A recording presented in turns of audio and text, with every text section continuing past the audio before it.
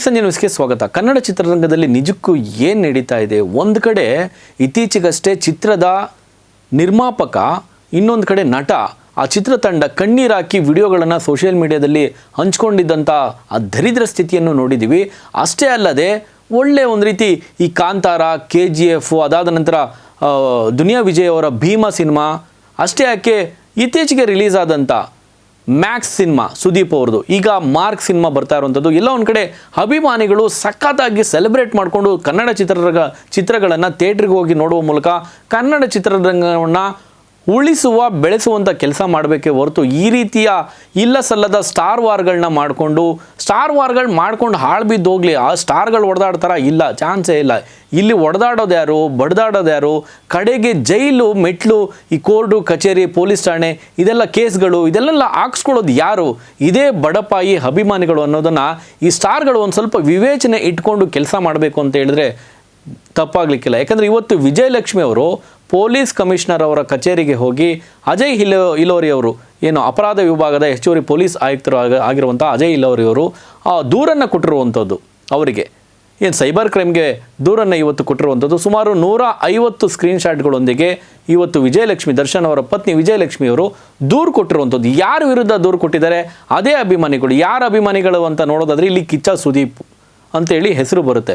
ಅದನ್ನೇನು ಮುಚ್ಚುಮರೆ ಇಟ್ಕೊಂಡೇನು ಅಯ್ಯೋ ಕಿಚ್ಚ ಸುದೀಪ್ ಅಲ್ಲ ಅಂತೇಳಿ ಇಲ್ಲಿ ಅಲ್ಲಗಳೆಯೋವಾಗಿಲ್ಲ. ಯಾಕಂದರೆ ಸ್ಕ್ರೀನ್ಶಾಟನ್ನು ನೀವು ನೋಡೋದಾದರೆ, ಕೆಲವೊಂದು ಸ್ಕ್ರೀನ್ಶಾಟ್ ನೀವು ಈ ಸ್ಕ್ರೀನ್ನಲ್ಲಿ ನೋಡ್ತಾ ಇರುವಂತೆ ಕಿಚ್ಚ ಸುದೀಪ್ ಅಂತೇಳಿ ಅಲ್ಲಿ ಹೆಸರು ಹಾಕ್ಕೊಂಡಿದ್ದಾರೆ. ಅಧಿಕೃತವಾಗಿ ಅಥವಾ ಅನಧಿಕೃತನೋ ಗೊತ್ತಿಲ್ಲ, ಬಟ್ ಮೇಲ್ನೋಟಕ್ಕೆ ಇಲ್ಲಿ ಕಿಚ್ಚ ಸುದೀಪ್ ಅವರ ಅಭಿಮಾನಿಗಳ ವಿರುದ್ಧನೇ ಇಲ್ಲಿ ದೂರು ಕೊಟ್ಟಿರುವಂಥದ್ದು ಎನ್ನುವಂಥದ್ದು ಮೇಲ್ನೋಟಕ್ಕೆ ಕಂಡು ಬರ್ತಾ ಇರುವಂಥದ್ದು. ಇಲ್ಲಿ ನೋಡಿ, ಪದೇ ಪದೇ ಇಲ್ಲಿ ಯಾವಾಗಲೂ ಕೂಡ ಸ್ಟಾರ್ ವಾರ್ ಆದಾಗ ಇದೇ ಬಡಪ, ಇವತ್ತಲ್ಲ, ಈ ಹಿಂದಿನಿಂದಲ ಕಾಲದಿಂದಲೂ ಕೂಡ ಸ್ಟಾರ್ ವಾರ್ ಸ್ಟಾರ್ಟ್ ಆದಾಗೆಲ್ಲೂ ಕೂಡ ಬಡಪಾಯಿಗಳೇ ಬಲಿಯಾಗುವಂಥದ್ದು, ಬಡಪಾಯಿಗಳೇ ಪೊಲೀಸ್ ಠಾಣೆಯ ಮೆಟ್ಲೇರುವಂಥದ್ದು, ಬಡಪಾಯಿಗಳೇ ಜೈಲು ಶಿಕ್ಷೆ ಅನುಭವಿಸುವಂಥದ್ದು. ರಮ್ಯಾ ಅವ್ರ ವಿಚಾರದಲ್ಲಿ ಏನಾಯಿತು? ರಮ್ಯಾ ಅವರು ಇದೇ ದರ್ಶನ್ ಅವರ ಅಭಿಮಾನಿಗಳು ಬ್ಯಾಡ್ ಕಮೆಂಟ್ಗಳು ಮಾಡಿದ್ರು ಅಂತೇಳಿ ದೂರು ನೀಡಿದಂಥ ಸಂದರ್ಭದಲ್ಲಿ ಪೊಲೀಸವ್ರು ಹೆಂಗೆ ಅಲರ್ಟ್ ಆಗ್ತಾರೆ ಅಂದರೆ, ಯಾರು ದೂರು ನೀಡಿದ್ರು ಅವ್ರನ್ನ ಫಾಲೋ ಅಪ್ ಮಾಡ್ತಾರೆ, ಅವರನ್ನು ಅರೆಸ್ಟ್ ಮಾಡಿ ಜೈಲುಗಟ್ಟುವಂಥ ಕೆಲಸ ಮಾಡ್ತಾರೆ. ಈಗಲೂ ಕೂಡ ಕಿಚ್ಚನ ಅಭಿಮಾನಿಗಳನ್ನು ಜೈಲುಗಟ್ಟುವಂಥ ಕೆಲಸ ಆಗುತ್ತಾ? ಕಾದು ನೋಡಬೇಕು. ಯಾಕಂದರೆ 150ಕ್ಕೂ ಹೆಚ್ಚು ಸ್ಕ್ರೀನ್ಶಾಟ್ಗಳೊಂದಿಗೆ ವಿಜಯಲಕ್ಷ್ಮಿ ಅವರು ಇವತ್ತು ಪೊಲೀಸ್ ಕಮಿಷನರ್ ಅವರ ಕಚೇರಿಗೆ ಹೋಗಿ ಸೈಬರ್ ಕ್ರೈಮ್ಗೆ ದೂರನ್ನು ನೀಡಿರುವಂಥದ್ದು. ಇದೇ ಕಿಚ್ಚನ ಅಭಿಮಾನಿಗಳ ವಿರುದ್ಧ ಅಂತ ಹೇಳ್ತಿರೋ, ಅಥವಾ ಕಿಚ್ಚನ ಅಭಿಮಾನಿಗಳೋ ಅಥವಾ ಮತ್ತೊಬ್ಬರೋ ಗೊತ್ತಿಲ್ಲ, ಒಟ್ಟಿನಲ್ಲಿ ವಿಜಯಲಕ್ಷ್ಮಿ, ದರ್ಶನ್ ಅವರ ಪತ್ನಿ ವಿಜಯಲಕ್ಷ್ಮಿ ಅವರಿಗೆ ಬ್ಯಾಡ್ ಕಮೆಂಟ್ ಹಾಕಿದ್ದಾರೆ ಎನ್ನುವಂಥ ಆರೋಪವನ್ನು ವಿತ್ ಸ್ಕ್ರೀನ್ಶಾಟ್ ಸಮೇತ ಇವತ್ತು ಪೊಲೀಸರಿಗೆ ದೂರನ್ನು ಕೊಟ್ಟಿದ್ದಾರೆ. ನೋಡಿ, ಇದೆಲ್ಲ ಎಲ್ಲಿಂದ ಸ್ಟಾರ್ಟ್ ಆಯಿತು? ಯಾಕೆ ಬೇಕಾಗಿತ್ತು? ಈ ಕನ್ನಡ ಚಿತ್ರರಂಗದಲ್ಲಿ ಏನು ನಡೀತಾ ಇದೆ? ಯಾರು ಕೂಡ ಹೇಳೋರು, ಕೇಳೋರು, ಲಂಗು ಲಗಾಮ ಹಾಕೋ ಅಂಥವ್ರು ಯಾರೂ ಇಲ್ವಾ? ರಾಜ್ಕುಮಾರು, ಅಂಬರೀಷು, ವಿಷ್ಣುವರ್ಧನ್ ಅವರು ಇದ್ದಂಥ ಸಂದರ್ಭದಲ್ಲಿ ಇಂಥ ಘಟನೆಗಳೆಲ್ಲ ಎಲ್ರಿ ನಡೀತಾ ಇತ್ತು. ಎಂತೆಂಥ ಲೆಜೆಂಡ್ಗಳಿದ್ದಂಥ ಕನ್ನಡ ಚಿತ್ರರಂಗ ಇವತ್ತು ಏನಾಗ್ತಾ ಇದೆ, ಎಲ್ಲಿಗೆ ತೊಗೊಂಬಂದು ನಿಲ್ಲಿಸಿದ್ದಾರೆ ನೋಡಿ. ಇದೆಲ್ಲದಕ್ಕೂ ಕೂಡ ಸುದೀಪ್ ಅವ್ರ ಕಾರಣ ಅಲ್ಲ, ಅಯ್ಯೋ ಪಾಪ. ಇದೆಲ್ಲದಕ್ಕೂ ಕೂಡ ದರ್ಶನ್ ಫ್ಯಾನ್ಸ್ ಕಾರಣ ಅಲ್ಲ, ಇದೆಲ್ಲದಕ್ಕೂ ಕೂಡ ವಿಜಯಲಕ್ಷ್ಮಿ ಅವ್ರ ಕಾರಣ ಅಲ್ಲ ಅಂತ ಕೂಡ ಯಾರೊಬ್ಬರು ವಾದ ಮಾಡಿದ್ರು ಕೂಡ ನೋಡಿ, ಇಲ್ಲಿ ಚಪ್ಪಾಳೆ 2 ಕೈ ಸೇರಿದ್ರೇ ಅಲ್ಲಿ ಚಪ್ಪಾಳೆ ಆಗೋದು, ಇಲ್ಲಾಂದರೆ ಕೇವಲ ಚಿಟಿಕೆ ಆಗುತ್ತೆ. ಇಲ್ಲಿ ಯಾವಾಗ ದರ್ಶನ್ ಇಲ್ಲಿ ಒಂದು ಪಡೆ ಅಂತೇಳಿ ಹುಬ್ಬಳ್ಳಿನಲ್ಲಿ ಮಾರ್ಕ್ ಸಿನಿಮಾದ ಇವೆಂಟ್ನಲ್ಲಿ ಕಿಚ್ಚ ಸುದೀಪ್ ಅವ್ರು ನಿಂತ್ಕೊಂಡು ಯಾವಾಗ ಸ್ಟೇಜ್ ಮೇಲೆ ಹೊರಗಡೆ ಒಂದು ಪಡೆ ರೆಡಿ ಇದೆ, ಯುದ್ಧಕ್ಕೆ ನಾವು ಸಿದ್ಧ, ಮಾತಿಗೆ ಬದ್ಧ ಅಂತೇಳಿ ಯಾವಾಗ ಆ ಪಡೆ ಅಂತೇಳಿ ಪದ ಬಳಕೆ ಮಾಡಿ ಯುದ್ಧ ಅಂತೇಳಿ ಯಾವಾಗ ಪದ ಬಳಕೆ ಮಾಡ್ತಾರೆ, ಅಲ್ಲಿಂದ ಸ್ಟಾರ್ಟ್ ಆಯ್ತು ನೋಡಿ ಈ ಸ್ಟಾರ್ ವಾರ್. ಯಾಕೆ ಬೇಕಾಗಿತ್ತು? ಮೂಲ ಈ ಪ್ರಾಬ್ಲಮ್ಸು ಇವತ್ತು ಏನು ಆಗ್ತಾ ಇದೆಯಲ್ಲ, ಈ ಪ್ರಾಬ್ಲಮ್ಸ್, ಈ ಸಮಸ್ಯೆ ಎಲ್ಲಿ ಸ್ಟಾರ್ಟ್ ಆಯಿತು ಅಂತ ನೋಡೋದಾದರೆ, ಆ ನದಿ ಮೂಲ, ಋಷಿ ಮೂಲ, ಈ ರೀತಿಯ ಸ್ಟಾರ್ ವಾರ್ನ ಮೂಲ ಹುಡ್ಕೋದಕ್ಕೆ ಹೋದರೆ ಇದೇ ಹುಬ್ಬಳ್ಳಿಯ ಆ ಮಾರ್ಕ್ ಸಿನಿಮಾದ ಸ್ಟೇಜ್ ಇವೆಂಟಿಂದ ಇದು ಸ್ಟಾರ್ಟ್ ಆಗಿತ್ತು. ಸಾರಾಸಗಟವಾಗಿ ಎಂಥವರು ಕೂಡ ಕಡಾಖಂಡಿತವಾಗಿ ಹೇಳ್ಬೋದು, ಇದು ಸುದೀಪ್ ಅವರಿಂದನೇ ಈ ಒಂದು ಸ್ಥಿತಿ ಇವತ್ತು ಆಗ್ತಾ ಇರುವಂಥ ಈ ಸ್ಟಾರ್ ವಾರ್ ಪರಿಸ್ಥಿತಿ ನಿರ್ಮಾಣ ಆಗ್ತಾ ಇರುವಂಥದ್ದು ನೇರವಾಗಿ ಕಿಚ್ಚ ಸುದೀಪ್ ಅವರಿಂದನೇ. ಅದಕ್ಕೆ ಮೂಲ ಕಾರಣ ಅವರೇ ಅಂತೇಳಿ ಘಂಟಾಘೋಷವಾಗಿ ಪ್ರತಿಯೊಬ್ಬರು ಹೇಳ್ಬೋದು. ಬಟ್ ಇಲ್ಲಿ ಏನೇ ಹೇಳ್ಬೋದು, ಈ ಬೆಣ್ಣಿನಲ್ಲಿ ಕೂದಲನ್ನು ತೆಗೆಯುವ ರೀತಿಯಲ್ಲಿ ಇವತ್ತು ಕಿಚ್ಚ ಸುದೀಪ್ ಅವರು ಬೇರೆ ಬೇರೆ ವಾಹಿನಿಗಳಲ್ಲಿ ಕೂತ್ಕೊಂಡು ಮಾರ್ಕ್ ಸಿನಿಮಾದ ಇಂಟರ್ವ್ಯೂ ಸಂದರ್ಭದಲ್ಲಿ ನಾನು ದರ್ಶನ್ ಆ ವ್ಯಕ್ತಿಯ ಕುರಿತು ಕೂಡ ನಾನು ಎಲ್ಲೂ ಕೂಡ ಮಾತನಾಡಿಲ್ಲ, ವಿಜಯಲಕ್ಷ್ಮಿಯವ್ರ ಬಗ್ಗೆ ಕೂಡ ಮಾತನಾಡಿಲ್ಲ ಅಂತೇಳಿ ಹೇಳ್ಬೋದು. ಬಟ್ ಇಲ್ಲಿ ಇಲ್ಲಿ ಪಡೆ ಅಂತೇಳಿ ಯಾವಾಗ ಆ ಪದವನ್ನು ಬಳಕೆ ಮಾಡ್ತಾರಲ್ಲ, ಇಲ್ಲಿ ಸುದೀಪ್ ಅವರು ಇವಾಗ ಆ ಒಂದು ಏನು ಸಬೂಬು ಕೊಡ್ತಾ ಇರುವಂಥದ್ದು ಅಥವಾ ಡ್ಯಾಮೇಜ್ ಕಂಟ್ರೋಲ್ ಮಾಡ್ಕೊಳ್ತಾ ಇರುವಂಥದ್ದು ಏನು ಅಂದರೆ, ನಾನು ಯುದ್ಧ ಸಾರಿದ್ದು ಆ ಪೈರೇಸಿ ವಿರುದ್ಧ ಅಂತೇಳಿ. ಯಾಕೆ ಪೈರೇಸಿ ಅನ್ನೋದು ಪದ ಬಳಕೆ ಮಾಡ್ಕೊಳ್ಳೋಕೆ ಆಗ್ತಾನೆ ಇರಲಿಲ್ವಾ? ಅದೇನು ಅಷ್ಟು ದೊಡ್ಡ ಪದನ? ಅದೇನು ಹಿಮಾಲಯದಷ್ಟು ಎತ್ತರವಾದಂಥ ಪದನ?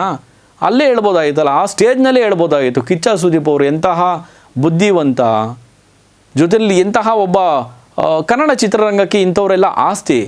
ಯಾರು ನಮ್ಮ ಯಶ್ ಅವರಾಗಿರ್ಬೋದು, ಈಗಿರ್ತಕ್ಕಂಥವ್ರು ಅಳಿದುಳಿದು ಇರೋದು ಇನ್ನೆಷ್ಟು ಜನ ಇದ್ದಾರೆ? ಆಫ್ಟರ್ ಆಲ್ ಎಷ್ಟು ಜನ ಇದ್ದಾರೆ? ಕಿಚ್ಚ ಸುದೀಪ್, ದರ್ಶನ್ ಅವರು ಈಗ ಒಳಗಡೆ ಇದ್ದಾರೆ. ಅದಾದಮೇಲೆ ಯಶ್ ಅವರು, ಉಪೇಂದ್ರ, ಶಿವಣ್ಣ, ಹೀಗೆ ಆಮೇಲೆ ರಾಜ್ವಿ ಶೆಟ್ಟಿ, ಆ ಶೆಟ್ರು ಗುಂಪು. ಸೊ ಇಷ್ಟು ಜನ ಬಿಟ್ಟರೆ ಕನ್ನಡ ಚಿತ್ರರಂಗಕ್ಕೆ ಇವರೇ ಆಸ್ತಿ. ಇವ್ರುಗಳೇ ಈ ರೀತಿ ಸ್ಟಾರ್ ವಾರ್ಗಳನ್ನು ಕ್ರಿಯೇಟ್ ಮಾಡೋದಕ್ಕೆ ಹೋದರೆ ಇನ್ನು ಯಾರು ಕನ್ನಡ ಚಿತ್ರರಂಗವನ್ನು ಯಾರು ಕಾಯ್ತಾರೆ? ಸೊ ಹಂಗಾಗಿ ನೋಡಿ, ರಾಜ್ಕುಮಾರ್, ವಿಷ್ಣುವರ್ಧನ್ ಜೊತೆಯಲ್ಲಿ ಅಂಬರೀಷ್ ಅವರು ಇದ್ದಂಥ ಸಂದರ್ಭದಲ್ಲಿ ಇಂಥ ಯಾವುದೇ ಚಿಲ್ಲರೆ ಕೆಲಸಗಳು ನಡೀತಾನೆ ಇರಲಿಲ್ಲ. ಅದು ಕಿಚ್ಚ ಸುದೀಪ್ ಅವರು ನೋಡಿ, ಎಲ್ಲ ಒಂದು ಕಡೆ ಈ ರೀತಿಯ ಕಾಂಟ್ರವರ್ಸಿಗಳಿಗೆ ತಗ್ಲಾಕೊಳ್ಳುವಂತಹ ವ್ಯಕ್ತಿ ಕೂಡ ಕಿಚ್ಚ ಸುದೀಪ್ ಅವರು ಅಲ್ಲ. ಅದನ್ನು ಎಲ್ಲರೂ ಕೂಡ ಗೊತ್ತಿದ್ದಾರೆ.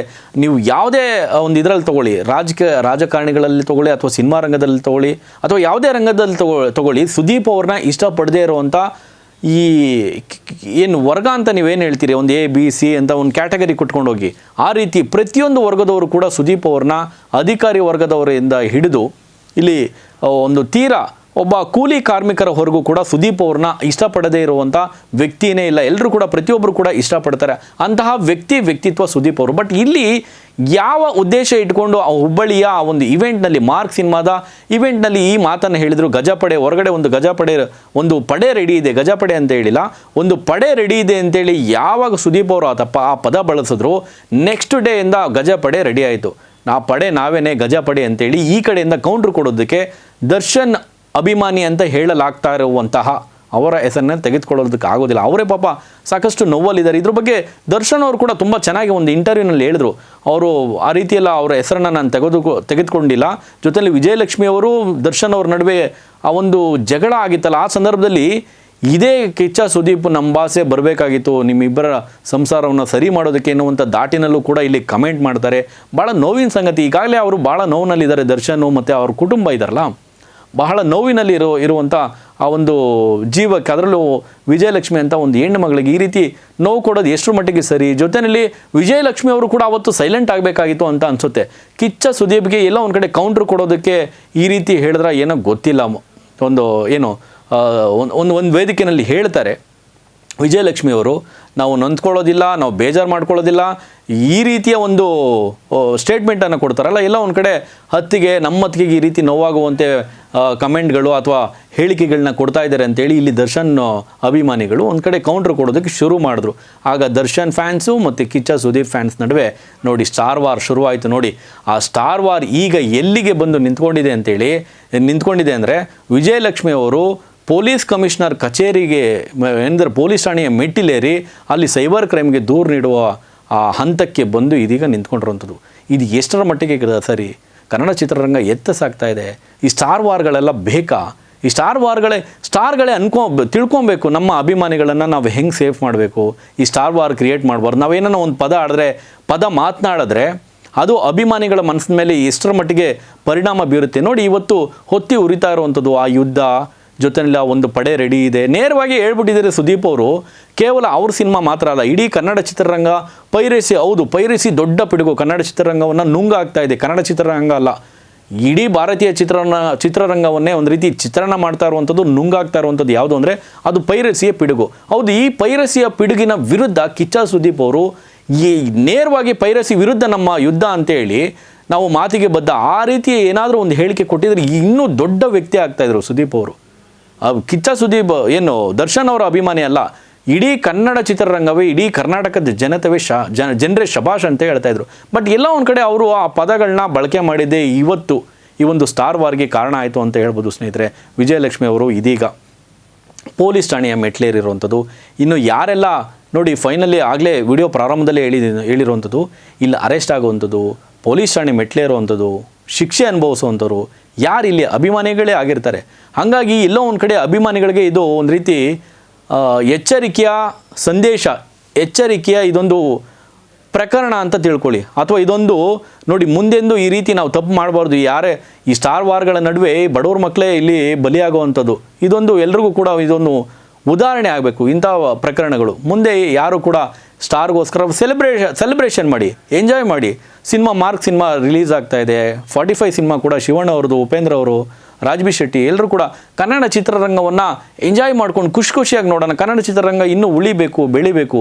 ಸೊ ಆ ನಿಟ್ಟಿನಲ್ಲಿ ಕನ್ನಡ ಚಿತ್ರವನ್ನು ನೋಡಬೇಕೇ ಹೊರತು ಆ ನಿಟ್ಟಿನಲ್ಲಿ ಸೆಲೆಬ್ರೇಷನ್ ಮಾಡಬೇಕೇ ಹೊರತು ಅಭಿಮಾನಿಗಳು ಈ ರೀತಿ ಕಿತ್ತಾಟ ಆಡಿಕೊಂಡು ಕನ್ನಡ ಚಿತ್ರರಂಗದ ಮಾನ ಮರ್ಯಾದೆಯನ್ನು ಬೇರೆ ಚಿತ್ರರಂಗದವರು ನೋಡಿಕೊಂಡು ಆಡ್ಕೊಳ್ಳುವ ರೀತಿ ಮಾಡಬಾರ್ದು ಅಂತ ಹೇಳಿದ್ರೆ ತಪ್ಪಾಗಲಿಕ್ಕಿಲ್ಲ ಸ್ನೇಹಿತರೆ. ಈ ಒಂದು ಘಟನೆಗೆ ಸಂಬಂಧಪಟ್ಟ ಹಾಗೆ ಸ್ಟಾರ್ ವಾರ್ ಕುರಿತು ನಿಮ್ಮ ಅನಿಸಿಕೆಯನ್ನು ಕಮೆಂಟ್ ಮಾಡಿ. ನೋಡ್ತಾ ಇರಿ ನ್ಯೂಸ್, ಇದು ಸಮಸ್ತ ಕನ್ನಡಿಗರ ಧ್ವನಿ.